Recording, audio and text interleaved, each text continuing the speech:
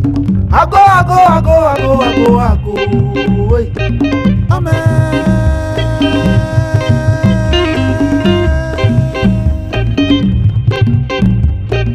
Ago. Wait. Amen. Yes, indeed. Welcome to the program. Yes, it really feels liberating doing this on this new set. Trust me, it feels surreal having to do this without having to deal with all the whims and caprices of people who do not even necessarily share in your passion. What else can I say? I'm just saying. But anyway, welcome to MixMixx. Thank you to all those who sent feedback on the previous episode. It is very much appreciated and well noted. And you realize that your feedback will reflect in this new episode. I hope so. Without much ado, though, let's get down to brass tacks.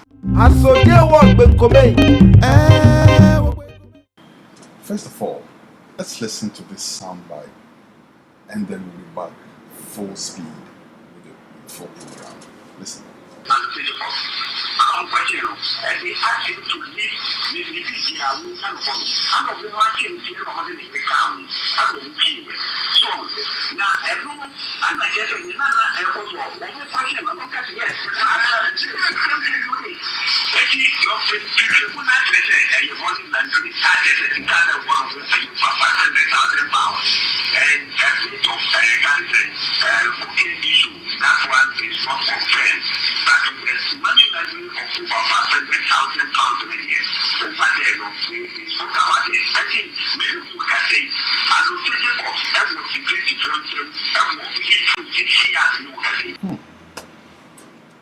And this appeared on social media. Social media, almighty social media. Social media indeed is a great thing. It's probably the greatest thing since pure water. Social media can be credited or debited with a lot of things, like sending selfies, spreading jokes and rumors, and even circulating sex tapes. Yes, social media does all of that. So you see, you cannot take social media for granted. I've heard people say stuff like social media is the new media and it's here to unseat traditional media. Listen, that's not going to happen any day. It's not going to happen. You know why? Because social media is unchecked. It's informal. Material on social media springs out of nowhere and just goes down the line, and it can easily be manipulated. And when anybody wants to cross-check what they are reading or watching or listening to on social media, guess where they go to do that? Traditional media. So who's the boss? You might always want to know.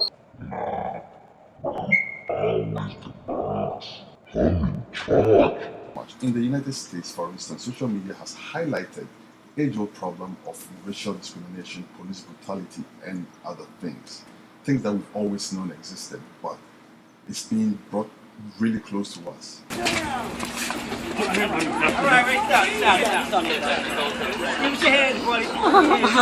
your hand behind your back. I can't breathe. In Nigeria, the government of Goodluck Jonathan was virtually ushered out of office by social media. And this same social media ushered in the presidency of Muhammadu Buhari. The New York-based social media house, Sarah Reporters, deployed many platforms under the social media umbrella during the Nigerian elections, using it to monitor closely the election that was going on, checking figures, reporting on incidents and stuff like that, and actually calling correctly too the result for Muhammadu Buhari ahead of the Electoral Commission. Social media indeed is powerful, but how much do we have to rely on social media? Let's take a close look. We have found a voice as a people through social media. And note this, I didn't say our voice, I said a voice, because that voice could be anything depending on who is using it and how they want to use it. But it indeed has put some power in the hands of everybody, and now everybody with a cell phone is some kind of a journalist. Somehow, somewhat. Yes, it's like a double-edged sword in the hands of the proverbial whoever it's in the hands of. They could use it to do good or to do bad. The cutlass in the hands of a man can be used to grow food or to butcher somebody to death. I'm just saying. But that's the nature of social media. It depends who is deploying it. This is why when I heard that suggestion from the Ghana police that they were going to shut down social media during the elections, my reaction, justifiably, was a resounding, what? Die, die, die, die, die, die, die, die. Why? Why? Mini. Mini. Mini sanis. Yani. Kwe. Me no feel. Oh, kwe mini. Oba wo. Oh, banna. I was like, why would anybody do a thing like that? In Ghana, a country that prides itself in having the best freedom of speech, the best media or press freedom, etc., etc., etc. Why would Ghanaians even contemplate a thing like that? Is it really necessary? Is social media really such a threat? Then I had this Jericho moment when I went on the Facebook wall of my friend Ras Mubarak, aspiring parliamentary candidate for the Kumbungu constituency. He said he actually supports the shutting down of social media during the elections. And honestly, he gave me something to chew on. You know why? Because he has fallen victim to social media. And I'm talking about, some of you know what I'm talking about. A video that went viral on WhatsApp suggesting that he had been chased out of his constituency. This is what he said. Personally, I've been a victim of such abuses of social media network. Persons who are familiar with the media landscape in Ghana might have read about or seen a video that went viral that was picked up by mainstream media, including Joy FM, Joy TV, and the Daily Graphic of all newspapers, to the effect that I had been chased away in my own constituency. And the purported video they circulated was actually a video that emanated 2 or so years ago from Nigeria. But it was circulated on WhatsApp and made to look as if he is so unpopular with his own constituents that they actually chased him out from Kumbungu when he went there on a campaign visit. So can you blame him for supporting what otherwise sounds like an absurd suggestion? Now, with abrasive politicians, yeah, why? Did I say this guy? Change the thing. You won't put us in trouble. Come on. You tired or something?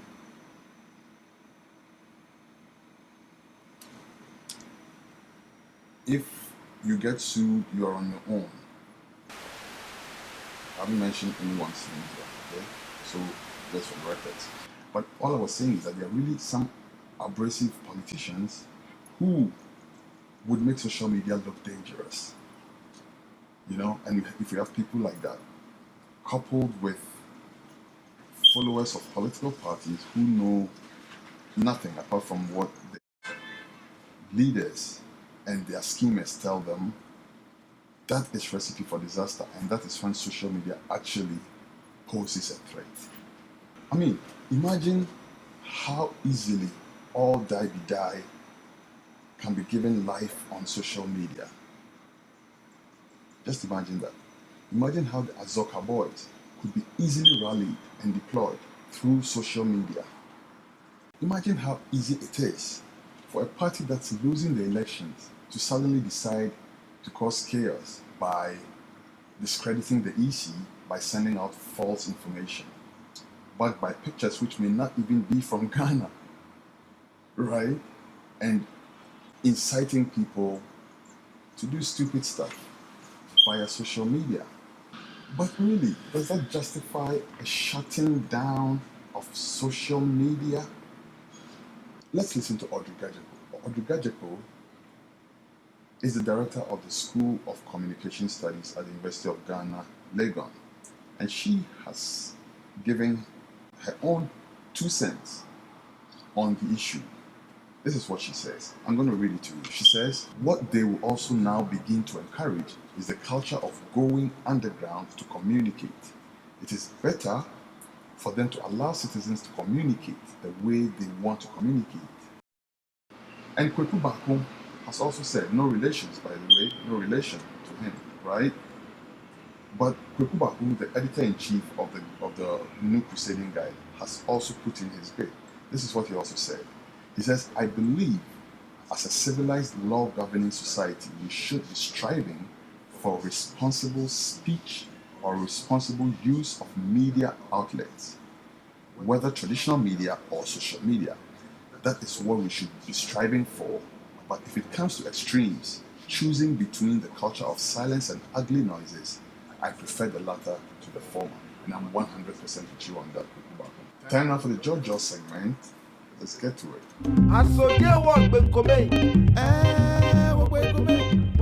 Firebrand reggae artist and radio personality Black Rasta has the floor for this episode's Jojo. I think that it is a big fight on freedom of speech and expression, and it shouldn't happen in the 21st century Ghana. Yes, I believe that people have to express themselves freely, no matter what they say. If you think that they are wrong and they have stepped or abused your human rights, the courts are the best place to take them to, rather than cutting off their freedom of speech and expression. Social media should never be banned in any way in any part of Ghana. It should go ahead. People should express themselves through social media. A lot of things are done.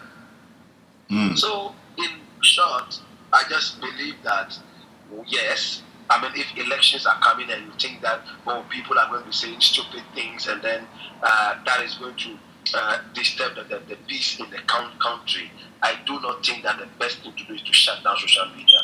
Announce, let people know that you're going to be extra vigilant. Anybody who puts anything that does not make sense, you will come after them. Also, on Speak Up, we got these reactions. Let's check them out.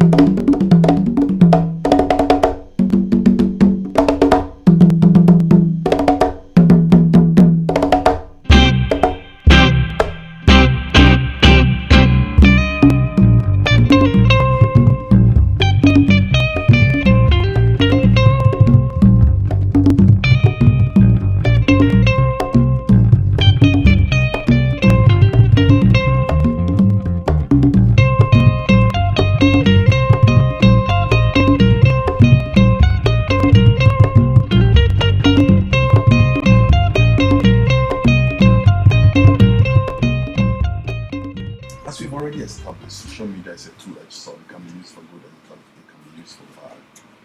Now, I personally commend the Ghana police for bringing up this issue early enough for people to jaw about it and find the best way to deal with it. And if you ask me, whatever suggestions come up will be an improvement on the suggestion that the Ghana police put forward. I do not see it as outrageous anymore. I see it as an ongoing discussion. And I feel like Ghanaians, not just the police, but Ghanaians in general, should push for a more responsible use of this platform rather than debase it to something that is only used for vile propaganda. I think that would be a shame if we do not tap the potential of this medium properly, but just leave it to just run itself amok. That would not be good for us. It has also brought an awareness of the potential danger that this platform can be used to create during elections. And we have some months to elections. We still have some months to debate this issue before we get to the actual elections. I do support the suggestion that the Ghana police should first issue a warning against the negative use of the platforms and then move in to try to pick those who would do that rather than shut down all of social media. It doesn't look good. It does not. It does not look good at all, especially against the backdrop of all the brouhaha about voters register and foreign nationals registering and all of that. Now you want to shut down social media? So I do commend the Ghana Police Force, and I do commend Ghanaians for standing up and asserting their right to speak, including their right to use social media. Egbert Fable, aka Chief Maga, said, there is truly a danger, but it can be solved with another, perhaps more responsible approach.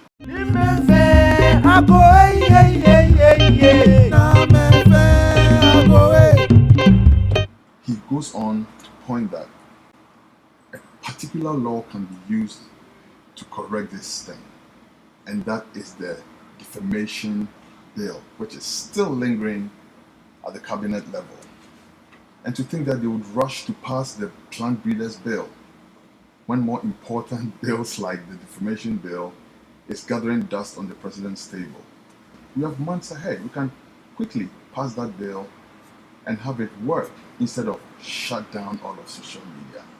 We can't do that, people. It's ridiculous, to say the least. It is. My name is Pesi Eson Bako. I come in peace. I come not to please. See you next episode. One love. Shashambishi, no one take it the right action. Now I for the wrong direction. Now I create confusion. No be a station. Come on for mercy. Now see I for constitution. Our investigation. No one say on work was a commotion. Allah over the prison.